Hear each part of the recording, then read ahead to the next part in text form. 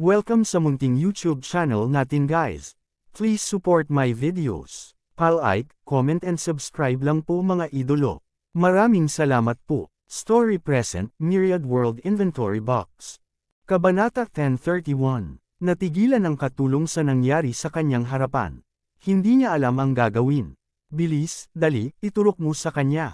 Nakita rin ni Professor Laney, na nasa likuran, ang sitwasyong ito. Kinabahan din siya at natatakot. Gayunpaman, sa oras na ito, kailangan nilang iturok ang potion sa katawan ni Bunur upang maiwasan ang isang sakuna. Ang katulong ay pinaalalahanan ni Professor Laney. Akmang iturok na sana niya ang gamot sa katawan ni Bunur, bigla niyang naramdaman na ang braso niya ay naklamp ng napakalaking puwersa. Hindi siya makagalaw kahit isang pulgada, at ang humawak sa braso niya ay si Bunur na napaupo lang sa kama. Gustong magpumiglas ng katulong, ngunit kahit anong pilit niya ay hindi siya makagalaw. Sa pagkakataong ito, hinawakan din siya ng kabilang kamay ni Bunur. Pagkatapos, sa isang mabangis na puwersa, direktang pinunit niya ang buong kanang kamay ng katulong. Sigaw ng katulong. Napatingin siya sa kanang kamay niya na nakahiwalay na sa katawan niya. Ang kanyang mukha ay namutla, at ang matinding sakit ay patuloy na bumabalot sa kanyang utak, na naging dahilan upang siya ay mawalan ng malay. Gayunpaman, bagamat nahimete ang katulong, hindi sinasadya ni Bunur na pakawalan siya. Iniangat niya ang kanyang katawan, ibinuka ang dagwang bibig, at kinagat ang kanyang ulo, direktang kinagat ang isang malaking piraso ng laman. Nang makita ang nakakasukang eksenang ito, halos masuka si Professor Laney. Nanlambot ang kanyang mga binti. Hindi niya inaasahan na makakawala talaga si Bunur sa pagkakagapos sa mga oras na ito. Isa pa, medyo nakakatakot ang lakas niya. Hindi siya puro instinct ang kinikilos gaya ng ibang zombie. Parang may sariling kamalayan at iniisip. Kahit na ang kakayahang mag-isip na ito ay maaaring hindi masyadong malakas, ito ay sapat na nakakatakot. Kinakagat-kamot pa ni Bunur ang ulo ng kawawang katulong na para bang ito na ang pinakamasarap na tanghalian sa buong mundo. Ngayon, kalahati ng ulo ng katulong ang kinain ni Bunur. Ang katulong ay ganap na patay, at ang kanyang pagkamatay ay napakalungkot. Bagamat napakahina ng mga binti ni Professor Laney sa mga oras na ito, alam niyang hindi niya kayang magpatuloy sa pananatili rito. Kung hindi, ang kanyang wakas ay hindi magiging mas mahusay kaysa sa kanyang katulong. Kaya naman, padabog siyang lumabas ng kwarto at nilock ang pinto. Tumingin si Bunur sa nakalock na pinto, at bakas ng pang-aalipusta ang sumilay sa kanyang madilim na berdeng mga mata. Pagkatapos noon, hindi na niya pinansin si Professor Laney at nagpatuloy sa pagnganga sa katulong na nasa kamay nito. Tumakbo, nakatakas ang zombie na iyon. Pagkalabas ng kwarto kung saan nakakulong si Bunur ay agad na sumigaw ng malakas si Professor Laney sa Research Institute. Hindi lang siya at ang kanyang assistant ang nasa institute, marami pa ring ibang scientists. Kaya naman, umaasa siyang matanto ng lahat ang kabigatan ng usapin at umalis sa mapanganib na lugar na ito sa lalong madaling panahon. Nang marinig ng mga siyentipiko ang mga salita ni Professor Laney, sila ay natigilan noong una. Pagkatapos ay ibinagsak nila ang mga gamit sa kanilang mga kamay at naghanda upang maubos. Gayunpaman, ang mga siyentipikong ito ay gumugol ng karamihan sa kanilang oras sa laboratorio, kaya ang kanilang pisikal na fitness ay malinaw na hindi napakahusay. Bukod dito, marami sa kanila ay matatanda na, kaya ang kanilang bilis sa pagtakbo ay hindi masyadong mabilis. Nang makitang tumatakbo na ang lahat, wala nang pakialam pa si Professor Laney. Nagmamadali siyang tumakbo sa kanyang silid at kinuha ang impormasyon tungkol sa anti-zombie virus na sinaliksik niya at ng iba pang mga siyentipiko. Sa kabutihang palad, ang mga bagay na iyon ay nasa isang USB flash drive, kaya napakaginhawang dalhin ang mga ito sa paligid. Nang umalis si Professor Laney sa kanyang opisina at tumakas kasama ang iba pang mga siyentipiko, nakarinig siya ng isang malakas na putok. Nabasag ng suntok ang bakal na pinto ng silid kung saan nakakulong si Bunur. Kaagad, isang malakas na kalabog ang narinig dahil ang orihinal na makapal na metal na pinto ay sira-sira na ngayon. Lumitaw mula sa loob ng metal na pinto ang nagpupunas na katawan ni Bunur, tumutulo pa rin ang dugo sa gilid ng kanyang bibig. Natural na alam ni Professor Laney kung ano ang dugong iyon, kaya mas mabilis siyang tumakbo. Tumalon si Bunur sa lugar, at pagkalapag, nasa likod na siya ng isang scientist na tumatakbo sa likuran. Inangat niya ang pinakamabagal na siyentipiko gamit ang kanyang kaliwang kamay, pagkatapos ay sinuntok siya sa tiyan gamit ang kanyang kanang kamay, na direktang tumagos sa kanyang tiyan. Sa oras na ito, talagang hindi namatay ang siyentipiko, aniya sa nanginginig na boses. Bitawan mo ako, pakiusap ko, bitawan mo ako. Gayunpaman, halatang hindi siya pakikinggan ni Bunor. Binawi niya ang kanang kamay at hinugot ang bituka ng scientist. Pagkatapos nito, diretso niyang pinaghiwa-hiwalay ang mga ito, dahilan para mawala ng malay ang siyentista sa sakit. Pagkatapos, kinagat ni Bunor ang kanyang ulo, kinagat ang kalahati ng kanyang baba. Nang makita ng ibang mga siyentipiko ang kaunos-lunos na sitwasyong ito, tumakbo sila na parang baliw. Sa harap ng ganitong panganib, hindi sila naiiba sa mga ordinaryong tao. Minsan, mas masahol pa sila kaysa sa mga ordinaryong tao. Si Professor Laney ang pinakamabilis na tumakbo. Naakit ang ibang mga scientist sa mga hiyawan sa likod nila, pero nakita na niya ang kahabag-habag na kalagayan ng kanyang katulong nang siya ay nasa loob. Kaya naman, hindi na niya kailangang manood. Alam niya na ang pinakamahalagang bagay ngayon ay umalis sa lugar na ito sa lalong madaling panahon.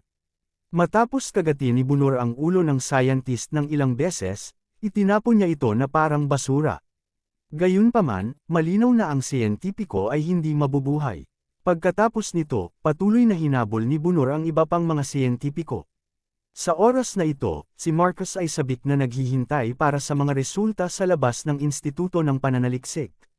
Sinabi ni Professor Laney na bibigyan niya ng iniksyon si Bunor, ngunit hindi niya alam kung ano ang nangyari. Kung mabisa ito, hindi lang si Bunor ang maliligtas. Ang mga nakaligtas na tao ay maaari ding maligtas. Dahil sa sound insulation ng Research Institute, kahit nakatayo sa labas si Marcus ay wala siyang naririnig sa loob. Natural, hindi niya alam na may nangyayaring trahedya sa loob.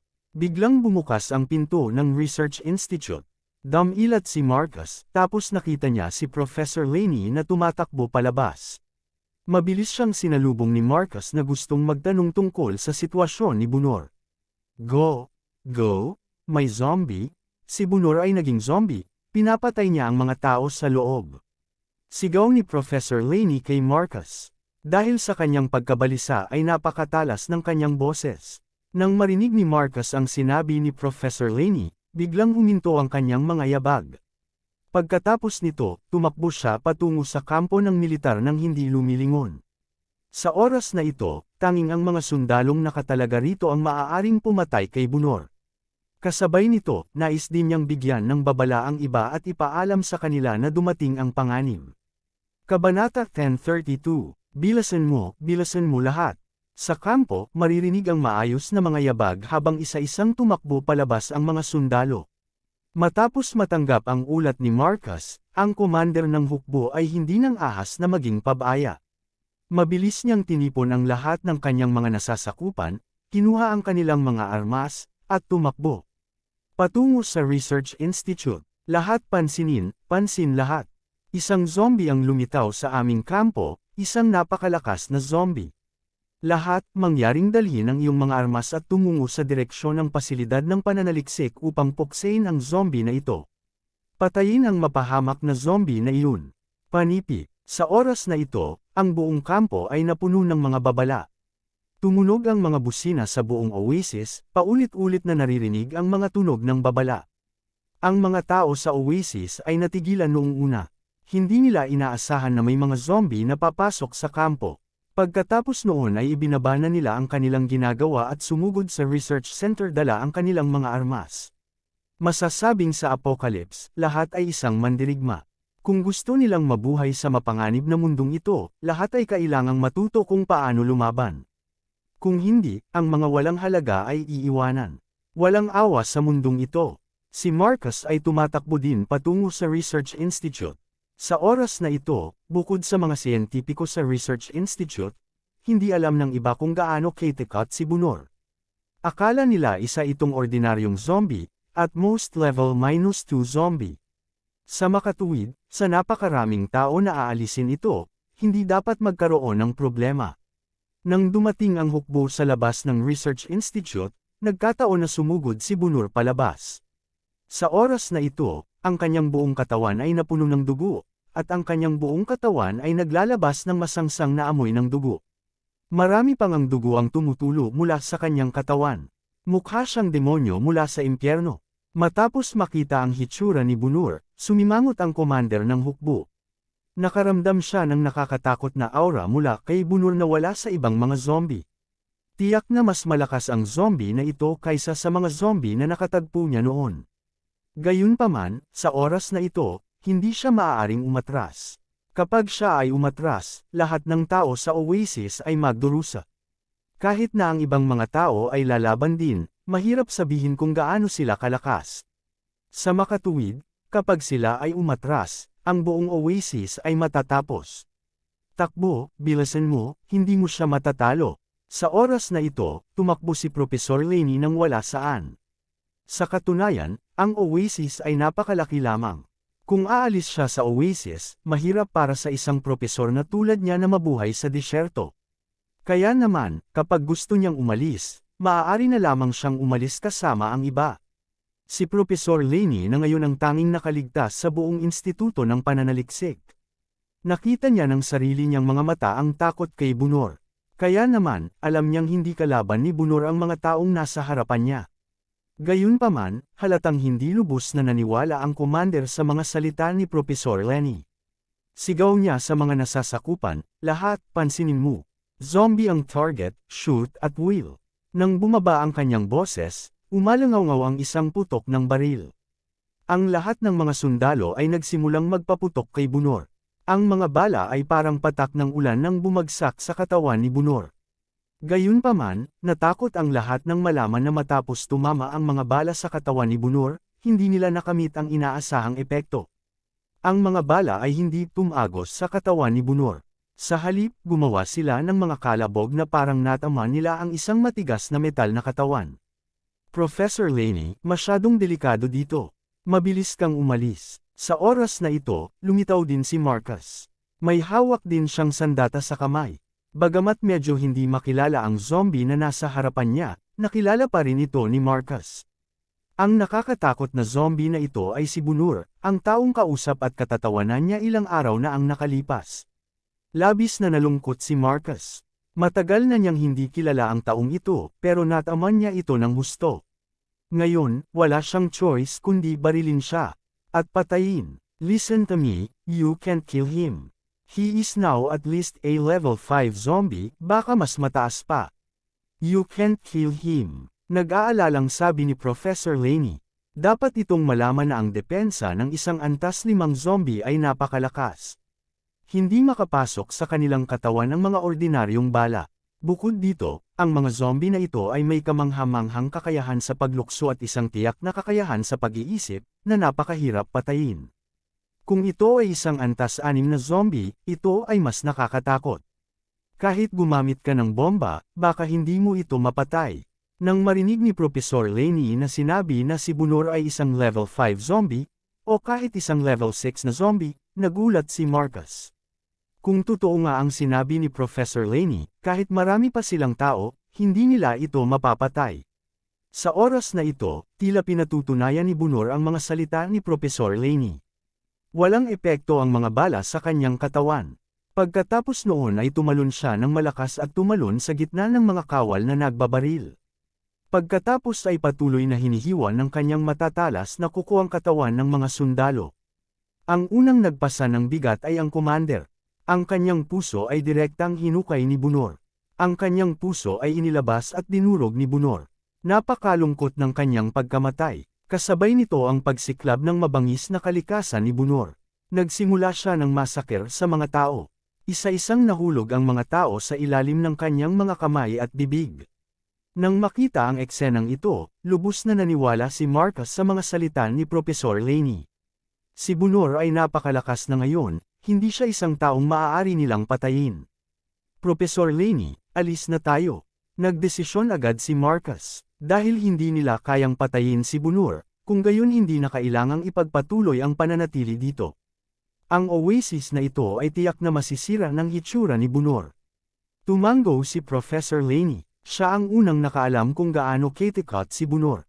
Kaya naman, alam niya na ang mga taong ito na may mga nakasanayang armas lamang ay hindi makakapatay kay Bunor. Maaari lamang silang maghanap ng mas makapangyarihang mga sandata. Maghintay. Biglang sumigaw si Professor Laney, yung potion, nasa research lab pa yung potion. I need to go and get it. Dahil hindi pa naturok ang potion sa Bunor, hindi nila alam kung gaano ito kabisa. Gayunpaman, kinailangan nilang gamitin ito para sa pananaliksik. Kung ito ay kapaki-pakinabang, kung gayon ang impormasyon sa mga kamay ni Professor Laney ay magiging kapaki-pakinabang. Kung hindi, kailangan nilang gawing muli ang pananaliksik. Matapos malaman ang buong kwento mula kay Professor Laney, kumuyam ang ngipin ni Marcus at sinabing, "Magtago ka rito, pupunta ako at hahanapin ang Gayuma." Si Professor Laney ay isang ordinaryong propesor kung tutuusin. In terms of skills, hindi siya kasing galing ni Marcus. Alam din ni Marcus kung gaano kahalaga ang isang taong tulad ni Professor Laney sa Apocalypse. Sa makatuwid, hindi niya maaaring hayaan si Professor Laney na makipagsapalaran. Kabanata 1033. Pagkatapos magsalita ni Marcus, hindi na niya hinintay ang sagot ni Professor Laney. Nilaibat niya ang Bunor mula sa likuran at naghanda na pumasok sa Research Institute. Masasabi lang sa kanya ni Professor Laney kung nasaan ang Gayuma. Sa oras na ito, duguan ang mga mata ni Bunor. Ang mga sundalong nasa harapan niya ay walang kahit katiting na kakayahan na lumaban. Ang tanging maaasahan nila ay ang mga baril sa kanilang mga kamay. Gayunpaman, ang mga baril na ito ay naging walang silbi. Wala silang masyadong epekto kay Bunor, ngunit madali nilang nataman ang sarili nilang mga tao. Kaya naman, hindi sila nang ahas na magsanay ng shooting. Tulad nito, si Bunor ay nasa isang killing frenzy. Sunod-sunod na bumagsak ang mga sundalo. Sa oras na ito, sumugod ang mga nakarinig ng loudspeaker. Bagamat may nakita silang mga bangkay sa buong lupa, hindi sila masyadong makapag-isip nang makita si Bunor. Maaari lamang nilang piliin na magpaputok. Sa makatuwid, nagpatuloy ang pagpatay. Ito ay hindi isang labanan ng pantay na lakas, ngunit isang panig na patayan. Mabilis na bumababa ang bilang ng mga tao sa oasis na ito. Sa oras na ito, pumasok na si Marcus sa Research Institute. Pagkatapos, nakita niya ang trahedya na sitwasyon sa Research Institute. Isa-isa, ang mga siyentipiko ay nakahiga sa lupa sa lahat ng uri ng kakaibang paraan. Bagamat namatay sila sa iba't ibang paraan, lahat sila ay may bakas ng takot sa kanilang mga mukha. Wala nang panahon si Marcus para makiramay sa kanila. Dapat niyang mahanap ang potion sa lalong madaling panahon at umalis sa kakilakilabot na lugar na ito. Kung hindi, ang kanyang kapalaran ay magiging katulad ng mga taong ito. Naglakad si Marcus hanggang sa silid kung saan nakakulong noon si Bunor. Sa loob, nakita niya ang isang bangkay na walang ulo. Kung iisipin, dapat ay mula sa Instituto ng Pananaliksik. Dahil sa pagpigil sa pagnanasang sa muka, hinalungkat ni Bunor ang bangkay at sa wakas ay natagpuan ang syringe sa bibig ni Professor Laney. Nahanap na, bakas sa mukha ni Marcus ang saya. Bagamat hindi buo ang tiwala ni Professor Laney sa potion na ito, produkto pa rin ito na matagal na nilang sinaliksik. Sa makatuwid, nadama ni Professor Laney na ang posibilidad ng pagiging epektibo ng potion na ito ay napakataas. Kung hindi niya naisip na bumalik para hanapin ito nang malapit na siyang umalis. Matapos mahanap ang gusto niya, hindi na nagtagal si Marcus at nagmamadaling tumakbo palabas ng Research Institute. Pagdating niya sa labas, natigilan siya sa eksenang nasa harapan niya. Hindi kalayuan sa Instituto ng Pananaliksik, ang mga bangkay ay nakahiga kung saan-saan. Ang ilan ay ang mga kawal na nagbabantay sa lugar na ito, at ang ilan ay ang mga nagpunta rito upang samilong. Nakita pa ni Marcus ang ilang pamilyar na mukha sa mga bangkay. Sila ang samilong sa oasis kasama ang kanyang convoy. Gayunpaman, marahil ay hindi nila inaasahan na sa kalaunan ay mamamatay sila dito, ang lugar na kanilang inaasam. Medyo madilim ang ekspresyon ni Marcus. Mula nang mag-outbreak ang zombie virus, marami na siyang nakitang ganoong eksena. Lalo na sa simula, nang hindi napagtanto ng lahat kung gaano kalubha ang zombie virus, hindi bihira ang mga ganitong eksena. Gayunpaman, sa mga taong ito, marami ang nakasama niya sa loob ng mahabang panahon. Sa ganitong post-apocalyptic na mundo, mas madali para sa kanila na maging magkaibigan. Sa pamamagitan lamang ng paghikayat sa isa't isa napigilan nila ang kanilang mga espiritu mula sa pagbagsak at pagsisikap na mabuhay. Ngayong nakita niyang nahulog ang lahat ng bago niyang kaibigan dito, halatang hindi komportable ang puso ni Marcus. Gayunpaman, ang buhay ay dapat magpatuloy. Hanggat hindi siya namatay, dapat siyang mabuhay sa post-apocalyptic na mundong ito. Hindi ngayon ang oras para bumantong hininga siya. Hindi niya kailangang maawas sa kanila. Baka sa susunod na segundo, maging bangkay na siya o kaya ay zombie na katulad nila. Ang mundong ito ay hindi nangangailangan ng awa. Professor Lani, tingnan mo, ito ba? Tumakbo si Marcus sa pinagtatagwan ni Professor Lani at malakas na sinabi. Gayunpaman, nang makarating siya sa kanto, nalaman niyang bumagsak na sa lupa si Professor Lani. May ilang malalaking butas sa kanyang katawan, at nawawala ang kanyang puso. Tuluyan na siyang natahimik. Professor Lani, ungol ni Marcus sa tabi ni Professor Lani. Sa huli, hindi naiwasan ni Professor Lani ang pag-atake ni Bunur at namatay sa ilalim ng kanyang mga kamay. Umalangaw-ngaw pa rin ang mga hiyawan. Ngunit sa mga oras na ito, malayo na sila sa kinaroroonan ni Marcus. Gayunpaman, ang lakas ni Bunur ay lampas sa imahinasyon. Malamang, hindi masyadong maraming survivor sa oasis na ito. Walang oras si Marcus para malungkot. Kinailangan niyang umalis sa lugar na ito. Napakasensitibo ng mga zombie sa aura ng mga buhay na tao. Kung mananatili siya rito, mabilis siyang mahahanap ni Bunur. Sa pagkakataong iyon, hindi akalain ni Marcus na makakaligtas pa siya. Kaya naman, wala siyang choice kundi umalis dala ang gayuma na nakita niya sa Research Institute. Buti na lang at maraming tao ang nagtipon dito. Sa makatuwid, walang kakulangan ng mga sasakyan.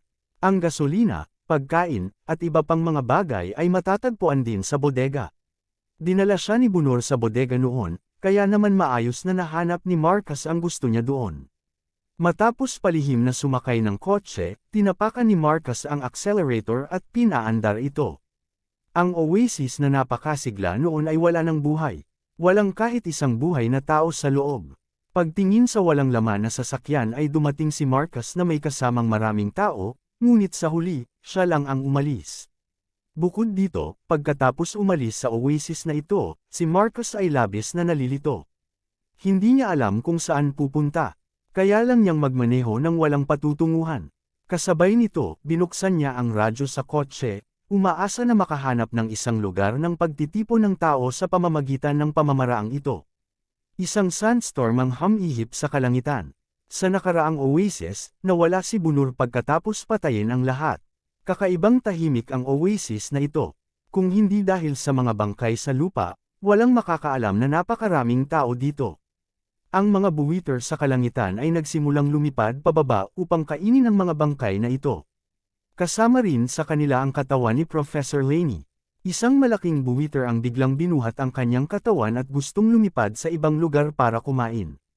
Ngunit nang lumipad ang katawan ni Professor Laney, isang maliit na bagay ang biglang nahulog mula sa kanyang mga braso at mabilis na nahulog sa lupa. Hindi ito napansin ng buwiter, at kahit na mangyari ito, wala itong pakialam. Matapos ang maliit na bagay na iyon ay nahulog sa lupa, ito ay kumikislap saglit at pagkatapos ay nawala. Pagkatapos, isang katulad na bagay ang lumitaw sa lugar nito. Ang nakapalibot na buhangin at mga bato ay dahan-dahang hinihipan ng hangin at unti-unting natatakpan ang maliit na bagay na iyon. Para bang hindi lumitaw ang bagay na iyon doon. Kabanata 1034, Ate Yamo, Menjao, tapos ka na ba? Sa koridor ng silid sa ikalawang palapag, si Tang Mazo ay tumatawag sa kanyang dalawang matalik na kaibigan. Sa oras na ito, si Tang Mazo ay hindi na nakasuot ng parehong damit tulad ng dati. Pagkatapos kumain, pumunta ang iilan sa kanila para bumili ng mga swimsuit. Pagbalik nila, hindi na sila makapaghintay na bumalik sa kwarto para magpalat. Gayunpaman, nang magpalat na si Tang Mazo, ang kanyang dalawang matalik na kaibigan ay hindi pa tapos, kaya hinimok niya silang magmadali. Si Tang Mazo ay nakasuot ng pink na bikini sa oras na ito. Ang maliit na halaga ng tela ay nagpakita ng kanyang anyo ng matindi at matingkad. Bago niya nakilala si Huang Feng, nagsuot siya ng mga sexy na damit, ngunit nang maglaon, pinigilan niya ang sarili. Kapag nakipag-video call siya kay Huang Feng sa gabi, magsusuot siya ng ilang sexy na damit at ipapakita ito kay Huang Feng. Nang bumili siya ngayon ng mga swimsuit, diretso rin niyang pinili ang sexing bikini na ito. Pagkatapos ng lahat, ito ay isang pribadong villa, at walang mga tagalabas sa pool. Sa harap ni Huang Feng, syempre, hindi niya inisip na magsuot ng mga sexy na damit. Bukod dito, hindi lamang ang kanyang sarili. Noong namimili sina Su Yamo at Si Mengjiao ng mga swimsuit, mahigpit din niyang inirerekomenda ang dalawa na bumili ng ganitong estilo. Pareho silang mahiyain, ngunit sa huli, sa stimulasyon ng mga salita ni Tang Mazo, binili nila ito. Gayunpaman, halatang hiyang-hiya pa rin silang dalawa. Matapos magpalit ng mga swimsuit, matagal silang hindi lumabas. Mazo, bakit ka mag-isa? Asan yung iba? Sa oras na ito, lumabas din si Huang Feng sa kanyang silid. Wala siyang suot na damit sa itaas na bahagi ng kanyang katawan, at ang ibabang bahagi ng kanyang katawan ay isang pares ng masikip na shorts, na tinulungan ni Tang Mazo na pumili para sa kanya. Nang makita ang hitsura ni Huang Feng, si Tang Mazo ay medyo nahihiya, at sa parehong oras, may ilang maliliit na bituin sa kanyang mga mata. Ito ang unang pagkakataon na nakita niya si Huang Feng na nakasuot ng ganito. Dati, siya ang nagpakita ng kanyang figure kay Huang Feng. Ngayon ang unang pagkakataon na nakita niya si Huang Feng ng ganito. Ang figure ni Huang Feng ay hindi namamalayang naging mas mahusay dahil sa panloob na paglilinang ng enerhiya. Hindi man siya katulad ng mga maskuladong lalaki na puno ng kalamnan, mayroon pa rin siyang mga kalamnan sa tiyan. Bukod dito, sa ilalim ng pagkondisyon ng magic martial arts, ang figure ni Huang Feng ay mas payat at ang kanyang mga proporsyon ay mas pantay. Ngayon, tiyak na matatalo ng figure ni Huang Feng ang mga modelong iyon. Nasa loob pa sila, nahihiya silang lumabas. Lumakad si Tang Mazo patungo kay Huang Feng at sinabi. Pagkatapos noon, inabot niya at hinawakan ang katawan ni Huang Feng at sinabing, Huang Feng, hindi ko ine-expect na ang ganda pala ng figure mo. Payat na payat ka kanina, pero pagkatapos maghubad ng damit, napakaakit mo. Hindi mapigilan ni Huang Feng na ibaba ang kanyang ulo at halikan ang mga labi ni Tang Mazo. Ito ang kanilang unang halikan mula noong hindi pagkakaunawaan sa kusina. Gayunpaman, iba si Tang Mazo. Ang hindi pagkakaunawaan kay Huang Feng noong huling pagkakataon ay ang kanyang unang halik. Pagkatapos noon, wala na siyang katulad na karanasan sa iba. Mata ko, hindi ka ba pwedeng pumunta sa ibang lugar? Sa oras na ito, lumabas si Si Mengjiao sa kanyang silid. Paglabas pa lang niya ay nakita na niya ang ganoong eksena na hindi bagay sa mga bata. Sa sobrang takot niya ay diretso niyang tinakpan ang kanyang mga mata at lumingon. Patuloy niyang pinagalitan sina Huang Feng at Tang Mazo. Hinayla ng boses ni Si Mengjiao sina Huang Feng at Tang Mazo pabalik sa realidad. Kasalanan mo ang lahat. Nagreklamo si Tang Mazo kay Huang Feng sa mahinang boses. Gayunpaman, ang kanyang mga mata, na malapit nang tumulo ang mga luha, ay nagpapakita na ang kanyang mga reklamo ay hindi sapat. Ngumiti si Huang Feng at hindi tumanggi. Pagkatapos, sinabi niya kay Si Mengjiao, na sumire sa kanyang mabuting gawa, sa tuwing lilito ka, magaling kang pumili ng oras. Noong nagkaroon ng hindi pagkakaunawaan sina Huang Feng at Tang Mazo sa kusina noong nakaraan, ang itsura din ni Si Mengjiao ang naging dahilan upang maging matino at magkahiwalay ang dalawa. Ngayon, ang kanyang hitsura din ang sumire sa kanyang mabuting gawa kay Tang Mazo. Nang marinig ang boses ni Huang Feng, alam din ni Si Mengjiao na naghiwalay na sina Huang Feng at Tang Mazo. Pagkatapos, lumingon siya at sinabing, Huang Feng, tama ang sinabi ko na pervert ka. Pervert ka talaga. Sa totoo lang, basta. Habang sinasabi niya iyon, muling namula ang mukha ni Si Mengjiao. Tila, naalala niya ang eksenang ngayon lang niya nakita. Ano ang gusto mong marinig? Nakangiting sabi ni Huang Feng, ngunit, Mengjiao, gusto kong humingi ng tawad sa iyo. Humihingi ng tawad. Ang mga salita ni Huang Feng ay nagpatigil kay Si Mengjiao. Kung tutuusin, si Huang Feng ay palaging nakakaaway sa kanya. Ngayon, talagang nagkusa siyang humingi ng tawad. Sumikat ba ang araw mula sa kanluran? Sa pag-iisip tungkol dito, naramdaman niyang hindi naman masama si Huang Feng. Alam pa rin niyang mali siya at nagkusa siyang humingi ng tawad. Hindi siya tuluyang nawalan ng pag-asa. Oo, sinabi ko na wala kang figure, walang dibdib, at walang puwit noon. Inaamin kong nagkamali ako, nagkasala ako sa iyo, gusto kong humingi ng tawad sa iyo, seryosong sabi ni Huang Feng. Matapos marinig ang mga salita ni Huang Feng, biglang may naalala si Xi Mengzhao at napasigaw. Pagkatapos, tinakpan niya ang itaas na bahagi ng katawan niya. Pagkatapos, naramdaman niyang may mali, kaya tinakpan niya ng isang kamay ang ibabang bahagi ng katawan niya na parang takot na munting kuneho. Kabanata 1035, si Huang Feng at Tang Mazo ay parehong natuwa sa mga aksyon ni Xi Mengzhao. Sa oras na ito, wala na si Xi Mengzhao ng dominanteng aura mula noon. Para siyang maliit na puting kuneho na binubuli. Gayunpaman, hindi nagsisinungaling si Huang Feng. Noong si Xi Mengzhao ay nakasuot ng maluwag na damit noon, talagang hindi niya masabi na medyo maganda ang figure ni Xi Mengzhao. Huang Feng, nakatingin ka pa rin sa akin. Medyo nahihiya na sabi ni Xi Mengzhao nang makita niya ang mga mata ni Huang Feng na patuloy na gumagalaw sa kanyang katawan. Pagkatapos, tumingin siya kay Tang Mazo at sinabing, Mazo, wala ka bang pakialam sa lalaki mo? Normal lang itong hinahangaan ni Huang Feng. Mengzhao, huwag kang masyadong maliit. Hindi lang pinarusahan ni Tang Mazo si Xi Mengzhao, kundi humajijek din at sinabing maliit si Xi Mengzhao. Tang Mazo, wala kang pag-asa. Pagkatapos sabihin iyon, bumaba si Xi Mengzhao. Gusto niyang pumunta sa swimming pool ng maaga. Noon lang siya magiging maayos. Nang makitang umalis si Xi Mengzhao sa isang malungkot na estado, nadama ni Huang Feng na ito ay isang awa. Bagamat hindi masyadong maganda ang bibig ng babaeng ito, ang kanyang figure ay medyo lampas sa kanyang inaasahan. Hindi sapat ang paghanga ni Huang Feng. Hindi pa sapat ang nakita mo. Wala na si Mengzhao. Ang boses ni Tang Mazo ay tumunog sa tainga ni Huang Feng. Hinawakan ni Huang Feng ang kanyang ilong na medyo nahihiya. Tutok na tutok siya sa paghanga sa figure ni Xi Mengzhao kaya nakalimutan niyang nasa gilid pa pala ang girlfriend niya. Medyo awkward na paliwanag ni Huang Feng, hindi, natakot ako na mahulog si Mengzhao dahil tumakbo siya ng napakabilis. Inilibot ni Tang Mazo ang kanyang mga mata kay Huang Feng. Halatang hindi siya naniniwala sa pekeng palusot nito. Gayunpaman, hindi niya sinasadyang magalit kay Huang Feng. She said, ano ba ang dapat ikahiya? Paano na? Hindi naman masama ang figure ni Mengzhao, di ba? Hindi kasing ganda ng sa iyo. Sabi ni Huang Feng. Bagamat may magandang figure si Xi Mengzhao, sa mga mata ni Huang Feng, halatang mas maganda ang figure ni Tang Mazo.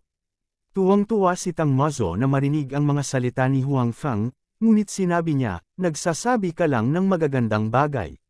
Ngunit, Huang Feng, interesado ka ba kay Mengzhao?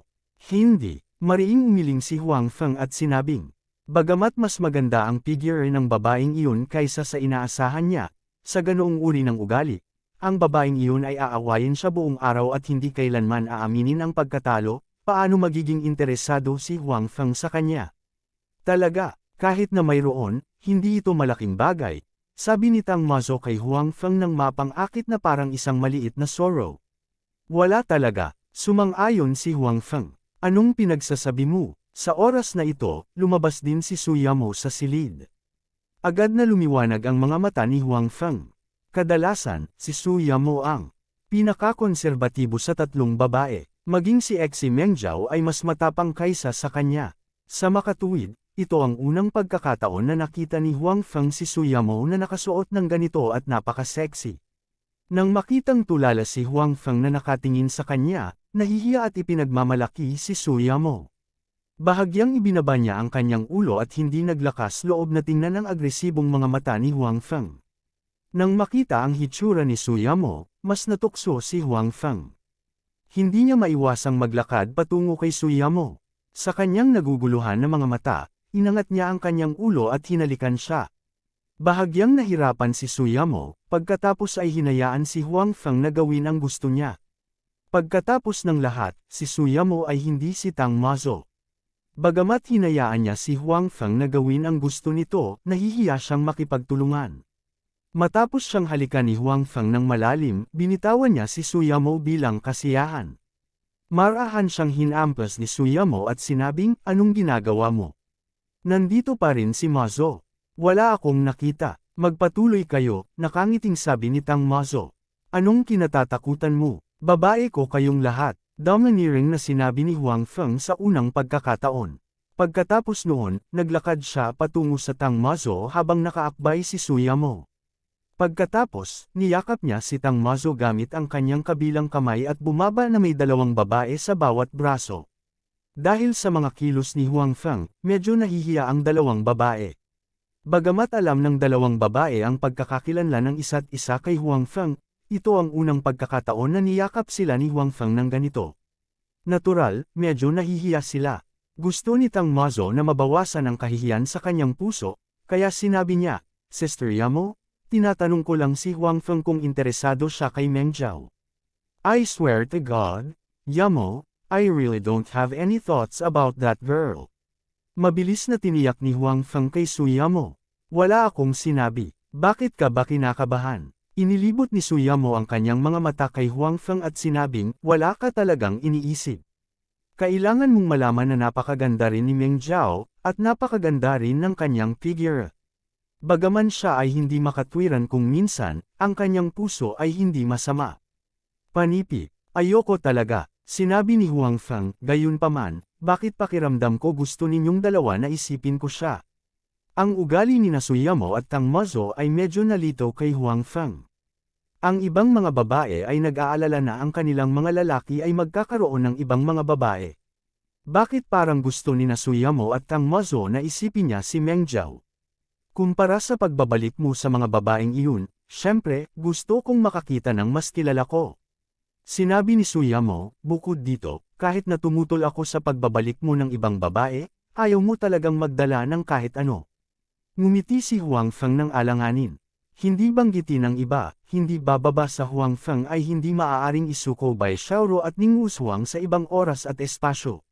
Sa makatuwid, natural na wala siyang gaanong kumpiyansa sa harap ni Suyamo. Nang makita si Huang Feng na nakangiti at walang sinasabi, inikot ni Suyamo ang kanyang mga mata sa kanya, kung ganoon ay ayos na. Kung ikukumpara sa iba, syempre, gusto kong ibalik mo si Meng Zhao. At least pamilyar kami sa kanya. At saka, kay Meng Zhao, kaming tatlo ang manunood sa iyo. Hindi ka na makakahanap ng ibang babae ng ganoon kadali sa hinaharap.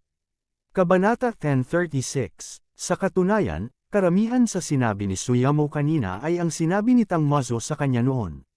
Sa simula, ideya rin ni Tang Mazo na hayaan si Huang Feng na habulin si Meng Zhao. Nang maglaon, naramdaman din ni Suyamo na ito ay isang magandang ideya at tinanggap ang ideyang ito. Isa rin ito sa mga dahilan kung bakit dinala nilang dalawa si Meng Zhao. Gusto nilang i-matchmake Huang Feng at Meng Zhao. Sina Suyamo, Tang Mazo, at Meng Zhao ay matalik na magkaibigan mula pagkabata. Ngayong si Tang Mazo at Suyamo ay parehong kasintahan ni Huang Feng, natural na iniisip nila si Meng Zhao, ang tanging natitira. Mas inisip ni Tang Mazo kaysa kay Suyamo. Mula sa kasalukuyang pananaw, ang posisyon ng legal na asawa ni Huang Feng ay si Suyamo. Hindi naramdaman ni Tang Mazo na may mali dito, at hindi siya nakaramdam ng hindi komportable sa kanyang puso. Pagkatapos ng lahat, kung hindi siya tatanggapin ni Suyamo, hindi sila ni Huang Feng. Sa makatuwid, lubos siyang nagpapasalamat kay Suyamo sa kanyang puso. Gayunpaman, sa kasong ito, si Tang Mazo ay maaari lamang nasa posisyon ng mistress. Matatanggap niya ang gayong pagkakakilanlan, at handa siya sa kanyang puso. Gayunpaman, mahirap sabihin ang tungkol sa pamilya sa likod niya. Gayunpaman, kung ipagkakaloob ni Huang Feng si Meng Zhao at ang pamilya sa likod niya, iba ang mangyayari. Dapat itong malaman na ang pamilya sa likod ni Meng Zhao ay hindi mas masama kaysa sa kanyang sariling pamilya. Sa oras na iyon, kapag kaharap niya ang sarili niyang pamilya, mas magkakaroon siya ng kumpiyansa. Ibinibilang ba ito bilang pagsunod sa mga utos na kunin ang mga babae? Hindi alam ni Huang Feng kung matatawa o maiyak habang nakatingin sa kanyang dalawang babae. Oo naman, gayunpaman, mayroon ka lamang ng isang pagkakataong ito. Tumango si Suyamo at seryosong sinabi. Gayunpaman, napakaganda ng babaeng iyon, pero ang sama ng loob. Hindi ko siya type. Gusto ko ang mga katulad mo. Sabi ni Huang Feng na may umiiyak na mukha. Kapag nakuha mo talaga si Meng Zhao, makikita mo na hindi siya ang nakikita mo ngayon. Siya ay palaging napakabuti sa sarili niyang mga tao. Gayunpaman, kailangan mo munang maging sariling tao, sabi ni Suyamo. Sina Suyamo at Exi Mengjiao ay magkakilala sa loob ng maraming taon. Siyempre, alam niya kung anong klaseng tao si Exi Mengjiao. Kung talagang masama ang ugali ni Exi Mengjiao, hindi siya papayag na habulin siya ni Huang Feng. Kung ganoon, makakaapekto lamang si Exi Mengjiao sa kanilang relasyon. Nag-uusap ang tatlong tao habang naglalakad. Bagamat tinanggap na ni Huang Feng ang katotohanan ito, naramdaman pa rin niya na medyo kakaiba ito. Hindi lang tinanggap ni Suyamo na may ibang babae siya, ngunit hinimok pa niya itong maghabol sa ibang babae. She not only accepted na may iba siyang babae, accept. Yumo, sinusubukan mo bang tulungan ang iyong matalik na kaibigan o iset up siya? Well, napakabuti kong tao. Tiyak na tinutulungan ni Yamo ang kanyang matalik na kaibigan. Naisip ni Huang Feng sa kanyang puso. Sa katunayan, naiintindihan ni Suyamo ang kanyang sariling mga iniisip. Sa kanyang puso, natural siyang umaasa na si Huang Feng lang ang magiging babae niya at walang ibang babae ang lalabas sa tabi niya. Gayunpaman, sa hitsura nito ngayon, imposible na. Dahil iyon ang kaso, mas handa siyang tanggapin ang isang taong pamilyar sa kanya. Ito ang sinabi niya kay Huang Feng. Kasabay nito, alam din ni Suyamo ang tungkol sa sitwasyon ng pamilya ni Exi Mengjiao. Kung talagang maaayos ni Huang Feng si Exi Mengjiao at ang kanyang pamilya, tiyak na magiging kapaki-pakinabang ito para sa kanyang pag-unlad. Iniisip din ni Suyamo si Exi Mengjiao. Kung walang mga aksidente, bagamat ang Changzhou Group ay maaaring umunlad ng maayos, magiging mahirap na matugunan ang mga kinakailangan ng pamilya ni Exi Mengjiao. Sa kasong ito, maaaring kailanganin ni Exi Mengjiao na sundin ang kaayusan ng kanyang pamilya at pakasalan ng isang taong hindi niya gusto at hindi pamilyar. Malinaw na ayaw ni Suyamo na makitang mangyari ang ganoong bagay. At ang mga salita ni Huang Feng ay palaging nagbibigay sa kanya ng misteryo at sorpresa. Labis na nagulat si Suyamo nang makita niyang may 200 milyong yuan si Huang Feng sa kanyang card.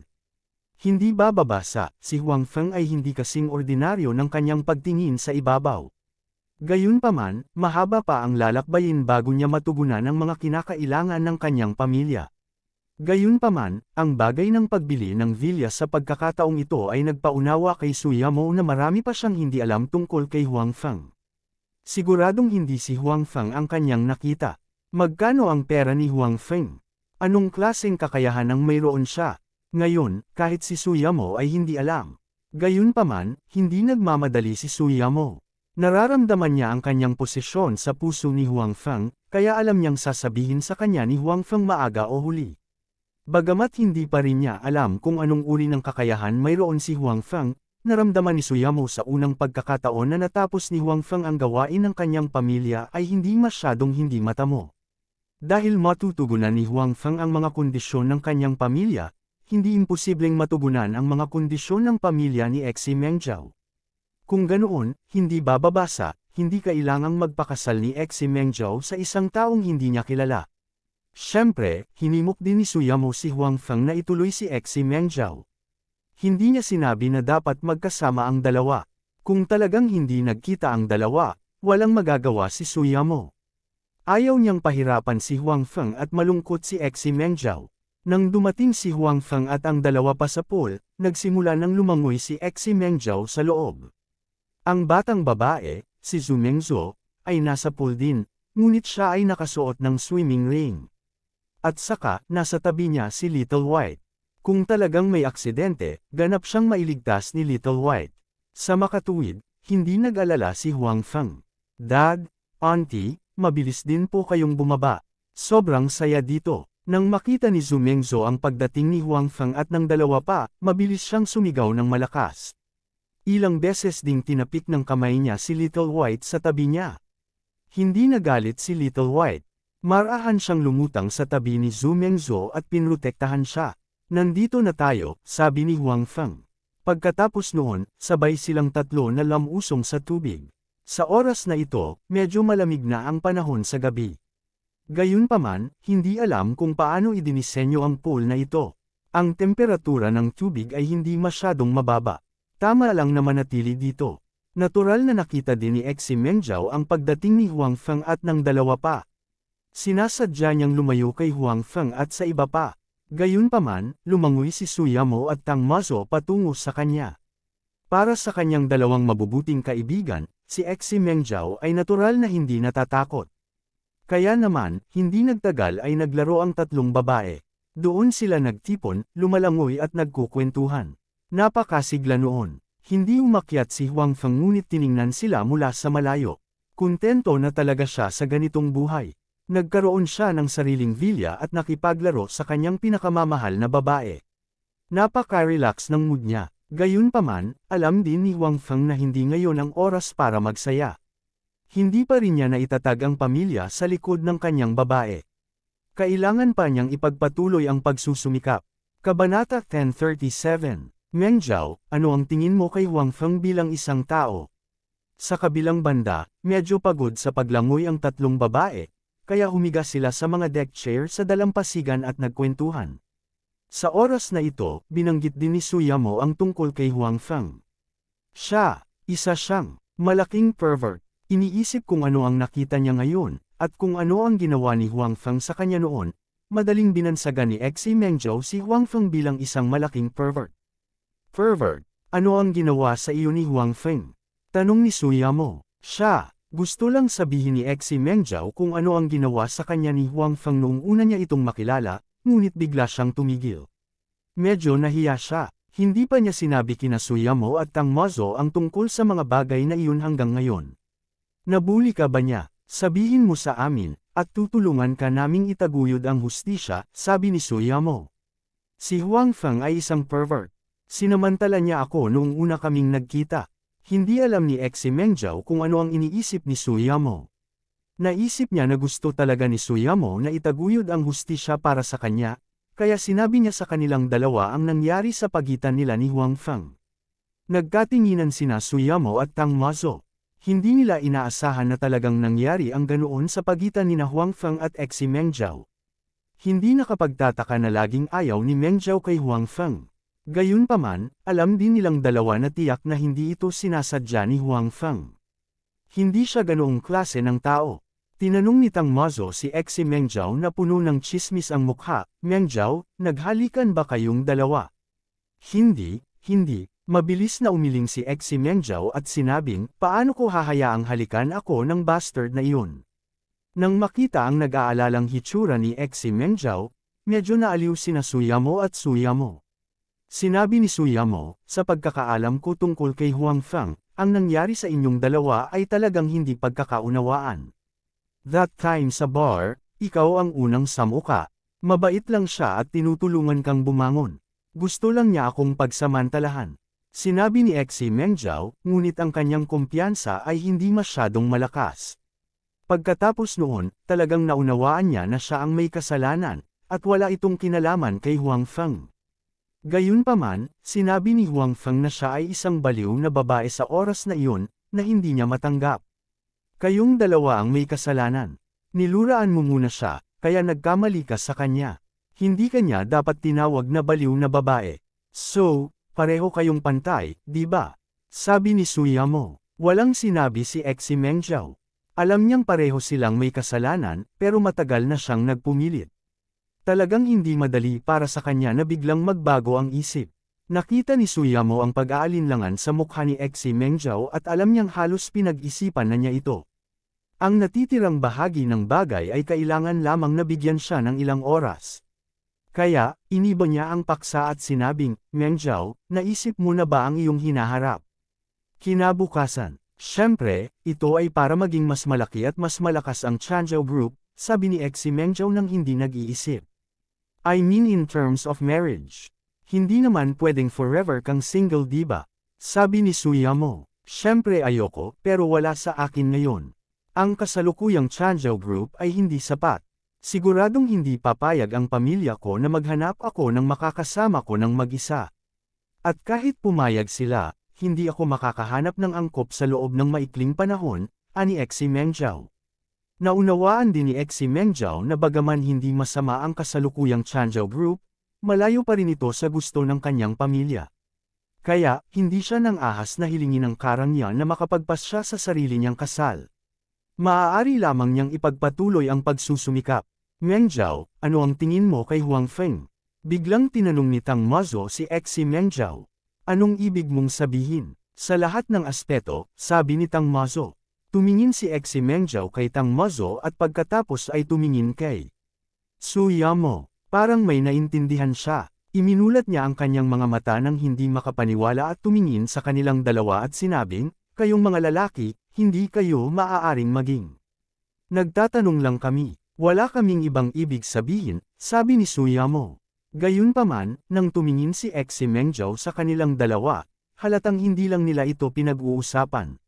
Dahil dito ay lalo siyang nakaramdam ng hindi makapaniwala. Noong tinanggap ni Suyamo si Tang Mazo noon, nahirapan si Exi Meng Zhao na tanggapin. Gayunpaman, nang makitang silang dalawa ay talagang walang sama ng loob, masasabi lamang ni Exi Meng Zhao sa kanyang puso na mahal nilang dalawa si Huang Feng. Gayunpaman, hindi inaasahan ni Exi Meng Zhao na silang dalawa talaga ang may balak na makipag-match sa kanya at kay Huang Feng. Diyos, si Huang Feng ay isang malaking pervert. Paano siya magiging interesado sa kanya? Hindi ko siya gusto. Diretsyong sabi ni Exi Meng Zhao. Wala siyang pakialam kung sina Suyamo at Tang Mazo ang may ganitong intensyon o wala. Direkta niyang sinabi ang kanyang iniisip. Sayang iyan, sabi ni Tang Mazo. Sinabi ni Tang Mazo, kung hindi, sa kakayahan ni Huang Feng, maaaring matulungan kanyang alisin ang kontrol ng pamilya. Gayunpaman, kung hindi mo siya gusto, wala itong silbi. Sa katunayan, kung hindi gusto ni Exi Meng Zhao si Huang Feng, walang pagkakaiba sa pagitan ng pagpapakasal kay Huang Feng o pagpapakasal sa isang taong inayos ng pamilya. Bukod dito, isa lang siya sa mga babae sa buhay ni Huang Feng. Ito ay hindi gaanong katumbas ng halaga. Kalimutan mo na. Dahil may ganitong ideya si Meng Zhao, kaya kalimutan mo na.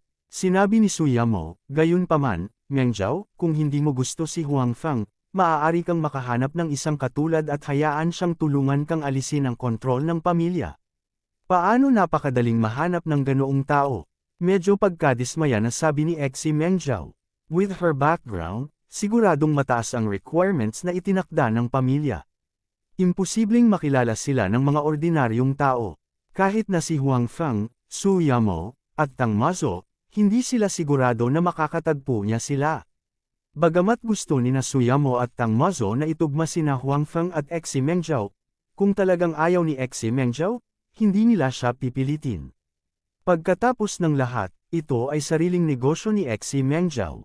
Maaari silang tumulong na magkaroon ng mga ideya, ngunit hindi nila siya matutulungang gumawa ng desisyon.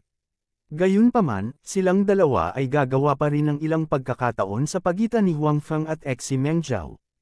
Kung mag-spark silang dalawa sa huli, depende sa kanilang dalawa. Sa oras na ito, ang maliit na batang babae, si Zhu Mengzhu, ay nagkataon lamang na gustong pumunta sa banyo, kaya kinuha siya ni Suyamo at Tang Mazo ng magkasama. Nakita ni Exi Meng Zhao na umalis na silang dalawa at bahagyang bamulong. Ang isang tao ay sapat na upang ipadala ang batang babae sa banyo. Hindi na kailangan ng dalawang tao. Gayunpaman, wala siyang masabi. Makalipas ang ilang saglit na pahinga ay muntik na siyang gumaling at muling nag-swimming. Gayunpaman, hindi nakita ni Exi Meng Zhao na nang umalis sina Suyamo at Tang Mazo, tiningnan nila si Huang Feng. Malinaw na may iba pang kahulugan dito.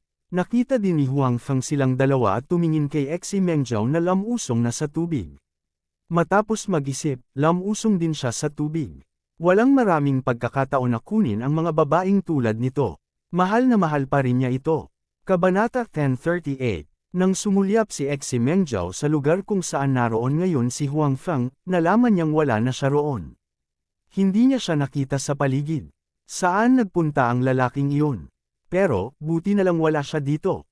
Masaya akong lumangoy mag-isa, naisip ni Exi Meng Zhao. Kaya, si Exi Meng Zhao, na nag-aakalang umalis na si Huang Feng, ay masayang lumangoy sa tubig. Gayunpaman, hindi nagtagal, naramdaman niya na ang kanyang mga paa sa ilalim ng tubig ay hinawakan ng isang bagay. Ang biglaang haplos na ito ay nabigla sa kanya. Pagkatapos, nawalan siya ng balanse.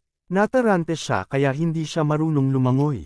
Tumingin si Huang Feng kay Xi Mengjao na nahihirapan sa tubig at medyo hindi makapagsalita.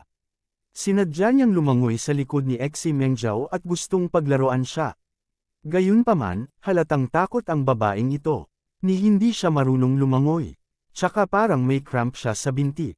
Dahil dito, lalong hindi nakapagsalita si Huang Feng. Gayunpaman, gaano man siya kawalang kibo, ang taong ito ay kailangan pa ring iligtas. Kaya, lumangoy si Huang Feng at binuhat siya. Si Xi Mengjao, na nasa gulat, ay biglang niyakap si Huang Feng. Puno ng gulat ang mukha niya. Si Xi Mengjao ay orihinal na nakasuot lamang ng swimsuit. Sa makatuwid, ang kasalukuyang posisyon na ito ay masasabing isang tunay na skin to skin sa pagitan niya at ni Huang Feng. Hindi siya minamadali ni Huang Feng. Hinayaan lang niya itong yakapin siya. Ang kamay ni Huang Feng ay inilagay din sa likod ni Xi Mengjao.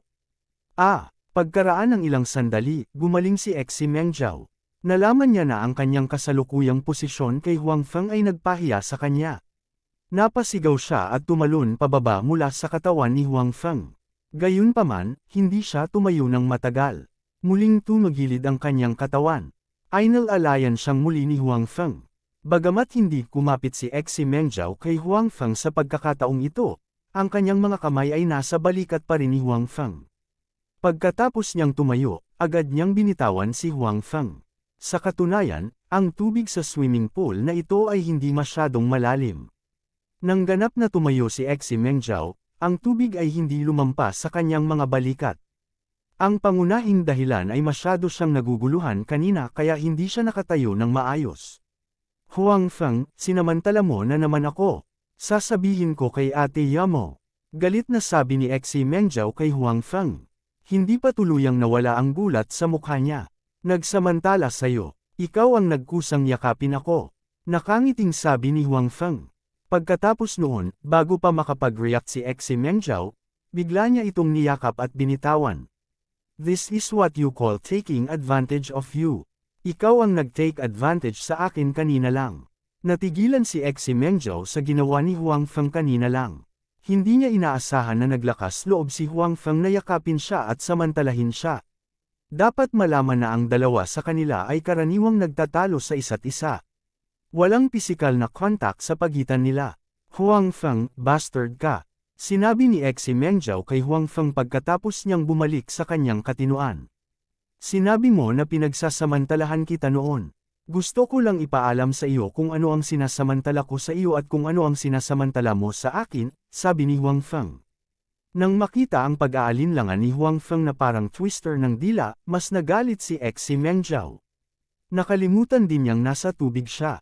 Itinaas niya ang kanyang paa at gustong sipin si Huang Feng, ngunit dahil sa paglaban ng tubig, muli siyang nahulog sa tubig. Gayunpaman, sa pagkakataong ito ay handa na siya sa pag-iisip, kaya hindi na niya kailangang mag-alala tungkol sa anumang mangyayari sa kanyang sarili.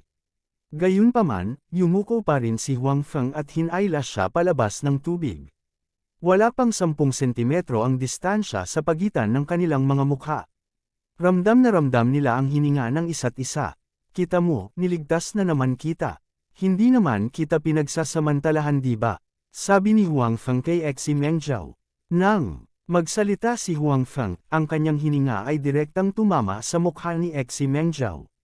Bahagyang namula ang mukha ni Xi Mengjao, at tulala siyang nagsabi, Ako. Gustong sabihin ni Xi Mengjao na handa na siya sa pagkakataong ito at magiging maayos pa, ngunit dahil sa poster ni Huang Feng sa mga oras na ito, medyo natarante siya at hindi lumabas. And, you don't have to thank me.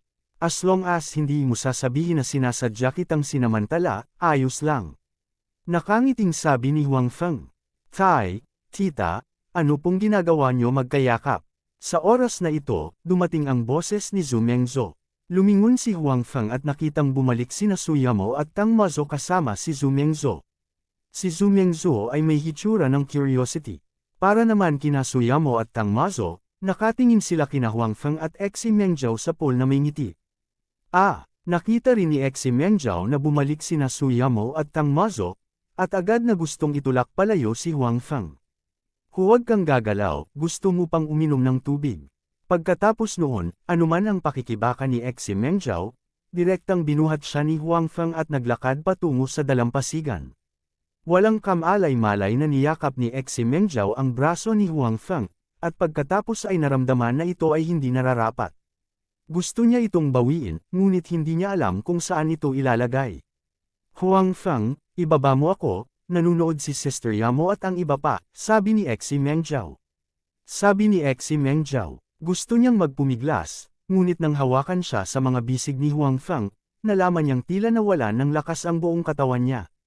Hindi niya kayang makipagpunyagi. Bilang karagdagan, determinado si Huang Feng na hawakan siya, kaya paano siya magpupumiglas? Si Huang Feng ay isang pervert,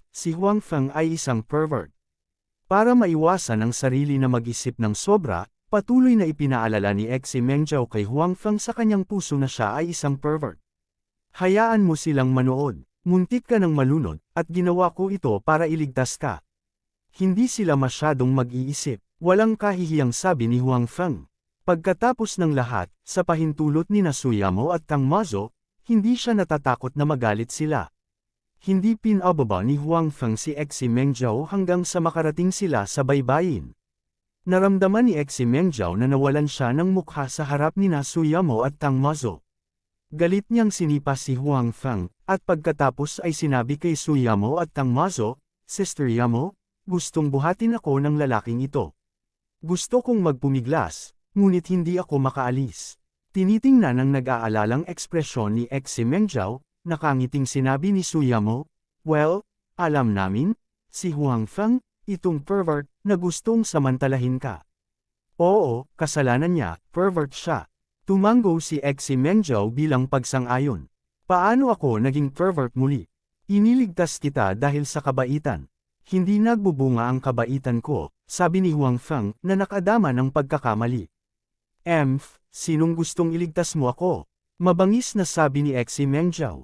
Gayunpaman, nang makita niyang tila nanunood ng palabas sina Suyamo at Tang Mazo, naalala niya ang sinabi nila sa kanya noon. Tila may naintindihan si Xi Mengzhou, at pagkatapos ay nahihiyang sinabi kina Suyamo at Tang Mazo, Sister Yamo, Fox Tang, hindi rin kayo mabubuting tao. Nakipaggrupo kayo para ay bully ako. Kabanata 1039. Hindi, wala kaming alam, sabi ni Tang Mazo. Gayunpaman, ang ngiti sa kanyang mukha ay nagtaksil sa kanya. Hindi ko na kayo papansinin. Mga masama kayong lahat, nguguso si Xi Mengzhou at tumakbo pabalik sa kanyang silid. Tai, galit ba si Tita Mengzhou? Tanong ni Zhu Mengzhou habang pinapanood si Xi Mengzhou na tumatakbo palayo. Hindi, nahihiya lang ang Tita Mengzhou mo. Sumagot si Tang Mazo para kay Huang Feng. Pagkatapos, tumangala siya kay Huang Feng at sinabing, Huang Feng, ang bilis mo talaga. Hehe, pambihirang pagkakataon ito. Paanong hindi ko ito pahalagahan? Nakangiting sabi ni Huang Feng. Pagkatapos, tumingin siya kay Zhu Mengzhou at sinabing, halika, Mengzhou, tuturuan ka ni tatay kung paano lumangoy. Ay, nagsaya si Zhu Mengzhou at sinundan si Huang Feng sa tubig. This time, hindi na siya nagsusuot ng swimming ring. Sumunod si Little White sa tabi niya at dahan daw ang nagtampisaw habang pinapanood si Huang Feng na tinuturuan si Zhu Mengzhou kung paano lumangoy. Ate Yamo, mukhang hindi katulad ng sinabi niya ngayon lang si Mengzhou. Wala man lang siyang nararamdaman para kay Huang Feng. Hindi agad bumaba sina Suyamo at Tang Mazo. Sa halip, humiga sila sa recliner sa tabi nila at pinanood ni Huang Feng na tinuturuan si Zhu Mengzhou kung paano lumangoy habang nakikipag-chat. Oo, siguro hindi niya na-realize sa sarili niya. Palagi silang nag-aaway at nag-aaway. Pagkatapos ng mahabang panahon na nag-aaway, nagkakaroon sila ng feeling sa isa't isa, nakangiting sabi ni Suyamo. Mukhang kaming tatlong magkakapatid ay hindi makakatakas mula sa palad ni Huang Feng, sabi ni Tang Mazo. But this is good too. Kung ganoon, hinding-hindi naman tayo magkakahiwalay, di ba? Oo, hinding-hindi tayo maghihiwalay. Sinabi ni Suyamo, gayunpaman, mas malaki ang pressure kay Huang Feng. Ngayon, hindi lang niya kailangang matugunan ang mga kinakailangan ng aking pamilya, ngunit kailangan din niyang harapin ang mga pamilya mo at ni Mengzhou. Hindi maliit ang pressure, iyon ay dahil marami siyang kuto. At saka, naniniwala ako na kayang gawin ito ni Huang Feng, matigas na sabi ni Tang Mazo habang nakatingin kay Huang Feng sa pool. Oo, naniniwala ako na kaya niya rin. Si Su Yamo ay may malaking tiwala kay Huang Feng gaya ng ginawa ni Tang Mazo. Sa kabilang banda, si Xi Mengjiao, na tumakbo pabalik sa kanyang silid, ay naliligo habang inaalala ang nangyari sa swimming pool. Ang kanyang ekspresyon ay patuloy na nagbabago, at ang kanyang temperatura ng katawan ay patuloy na tumataas. Nakakahiya naman. Xi Mengjiao, bakit ang dami mong iniisip? Isa lang siyang pervert. Tanging si Sister Yamo at Fox Tang lang ang magtatroto sa kanya na parang isang kayamanan. Hindi ko siya gusto, saway ni Xi Mengjiao sa sarili. Si Bai Xiaoro, na nasa malayo sa kabisera, ay hindi pa natutulog sa oras na ito. Nasa kwarto niya, iniisip ang usapan nila ng direktor sa gabi. Kinagabihan, tinawag siya ng direktor at pinag-usapan ang WASP. Malinaw na hindi alam ni Rongning ang tungkol sa relasyon ni na Huang Feng at Bai Xiaoro. Tinanong lang niya si Bai Xiaoro kung gaano niya kakilala si Huang Feng. Bagamat na imbestigahan na nila ang background ni Huang Feng noon, ayon sa kanyang pagganap sa panahong ito, halatang hindi masyadong tumpak ang imbestigasyon. At upang maiwasan ang pagsisiyasat, nangangahulugan ito na napakalakas ni Huang Feng, na pumukaw sa pagkamausisa ni Rongning. Gayunpaman, dahil ang pagganap ni Huang Feng sa ngayon ay napakahusay, siya ay nag-usisa lamang at hindi naghinala ng anuman. Gayunpaman, alam din ni Bai Xiaoro na kung ang ilang mga bagay tungkol kay Huang Feng ay hindi maayos na natakpan o nalutas, ito ay magdudulot lamang ng higit na hinala sa huli. Kaya naman, naramdaman ni Bai Xiaoro ang pagkaapurahan sa kanyang puso.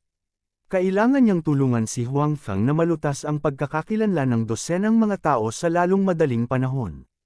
Kasabay nito, kailangan din niyang tulungan si Huang Feng na patuloy na pagbutihin ang kanyang lakas.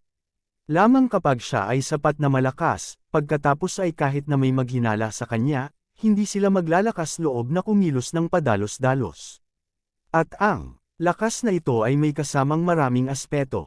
Ang personal na lakas ay bahagi nito, at sa parehong oras, ang kayamanan, katayuan, bilog ng mga kaibigan, at maging ang background ay bahagi din ito. Sa mga tuntunin ng personal na lakas, si Huang Feng ay isa na ngayong first-class master. Sa buong Huoxia, walang maraming tao na mas malakas kaysa sa kanya, at ang iilan na mas malakas kaysa sa kanya ay mga matatandang lalaki na nagtago sa mga bundok at kagubatan. Sa makatuwid, ang personal na lakas ni Huang Feng ay masasabing ang pinakamataas na pag-iral sa buong Huoxia. Gayunpaman, sa ibang aspeto, si Huang Feng ay mas mababa. Pagkatapos ng lahat, si Huang Feng ay nagmula sa kanayunan. Malinaw na walang background ang kanyang pamilya, at halos kalahating taon pa lang siyang bumangon. Natural, wala siyang kapangyarihan. Sa mga taong kilala ni Huang Feng, maliban sa kanyang sarili, si Secretary Qiu lamang ang may ilang background. Para naman kay Su Yamo at sa dalawa pa, bagamat sila ay may mga background sa likod nila, at ito ay mas malalim kaysa sa kanya at kay Secretary Qiu, si Huang Feng ay hindi pa nakakakuha ng pag-aproba ng kanilang mga pamilya. Sa makatuwid, ang mga background na iyon ay hindi sa kanya, at kung minsan, ang mga taong iyon ay magiging kanyang mga kaaway, na humahadlang sa kanyang pag-unlad. Tungkol sa net worth ni Huang Feng, hindi malinaw si Bai Xiaoro tungkol dito. Marami siyang ari-arian, at bagamat kakadiscover pa lang, napakaganda ng momentum. Ngayon, nagpadala si Huang Feng ng mensahe para sabihin sa kanya na bumili siya ng villa. Pagbalik niya sa Jiangzhou, maaari na siyang tumira sa kanya. Sa makatuwid, ngayon ay nakahiga si Bai Xiaoro sa kama, nag-iisip kung paano hahayaan si Huang Feng na makahanap ng mas marami at mas malalaking taga-suporta sa maikling panahon, upang ang mga tao ay hindi maglakas loob na maghinala o gumawa ng hakbang sa kanya. Alam ni Bai Xiaoro na ang pamilya Pang sa kabisera ay nakatutok kay Huang Feng.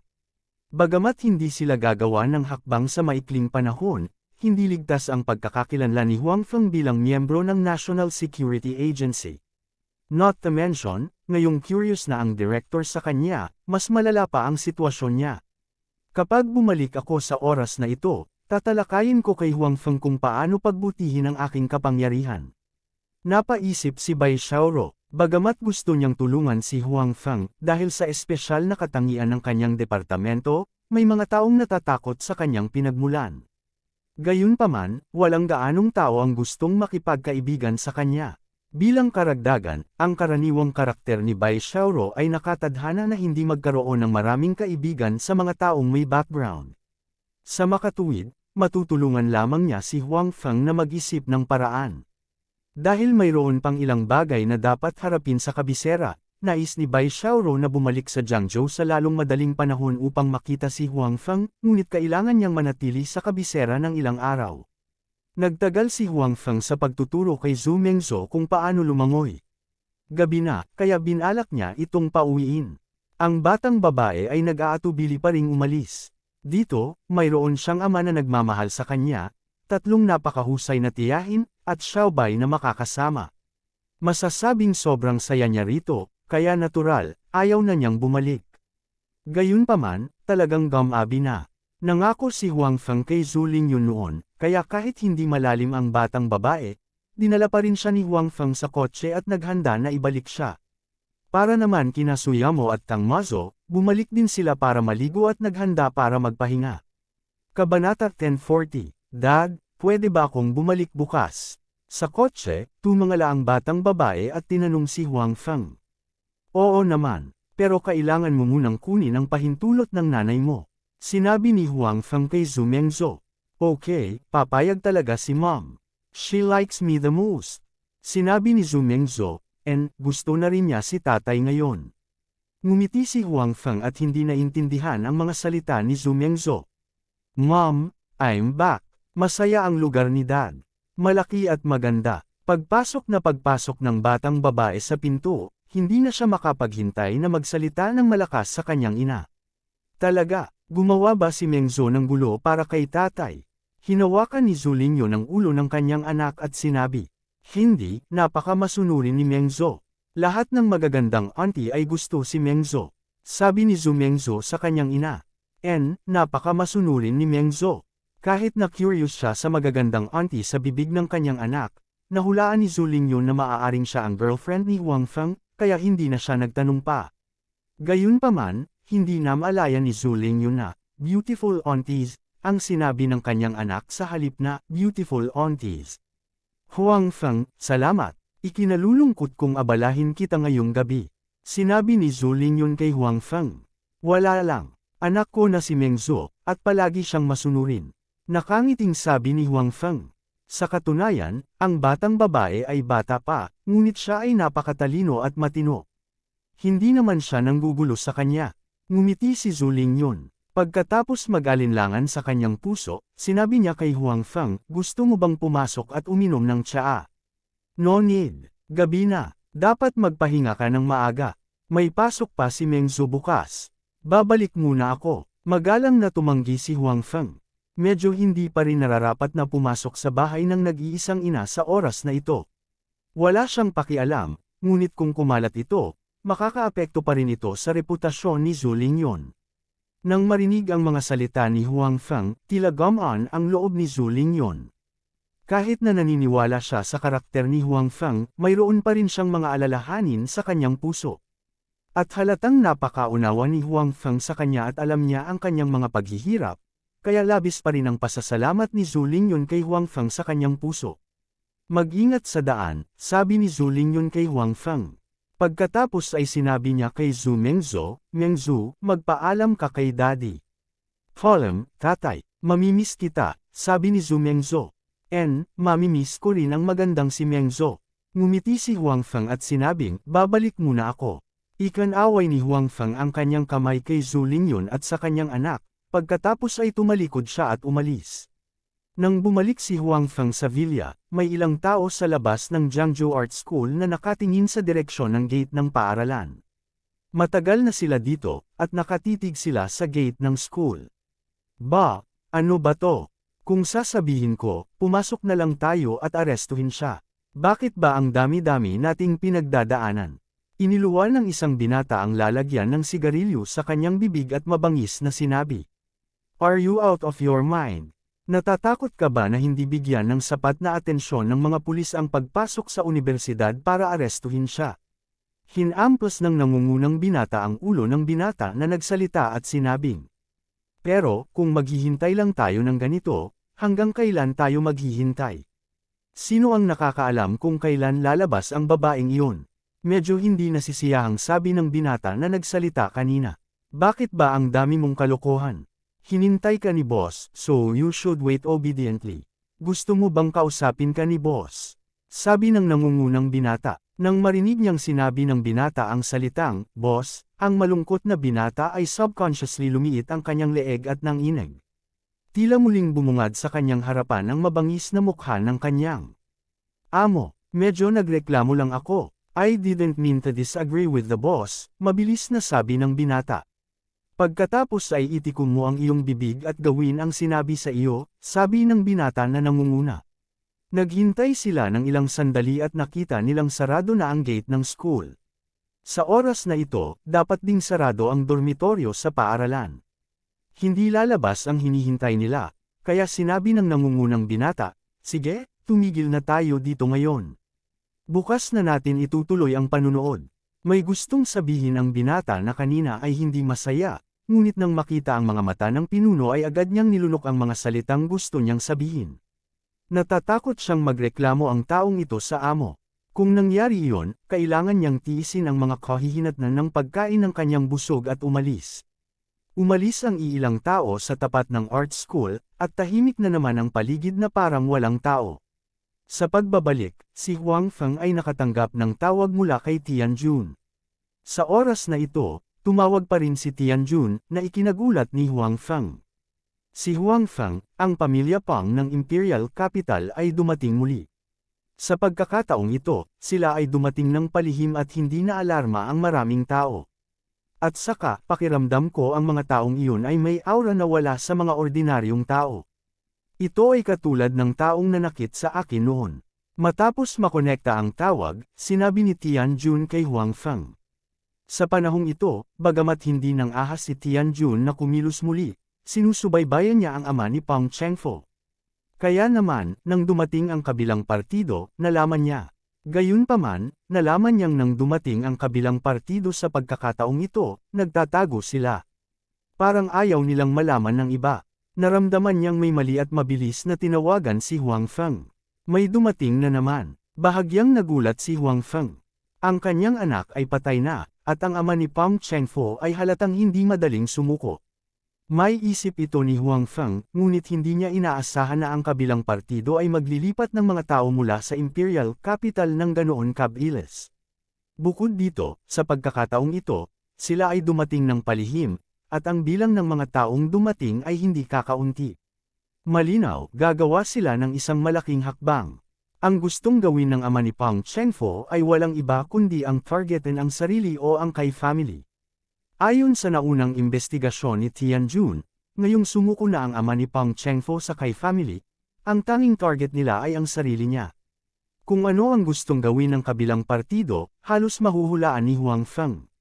Dapat silang maghinala na pinatay niya si Pang Chengfo, ngunit walang ebidensya. Tsaka may background siya kaya hindi siya direktang matalo para umamin. Kaya naman, nais nilang magpadala ng mga tao upang makipag-usap sa kanya ng palihim. Kapag nakita nila siya, huhulihin siya at itatanong, o susuriin ang kanyang kung fu, para makakita sila ng ebidensya. At ipinaliwanag din ito kung bakit nagpadala ang kabilang partido ng mga taong palihim na pumunta sa oras na ito. Malinaw, ayaw nilang mag-iwan ng anumang ebidensya para magamit ng iba laban sa kanila. Okay, alam ko, sinabi ni Huang Feng kay Tianjun, mayroon bang kilusan mula sa pamilya Kai?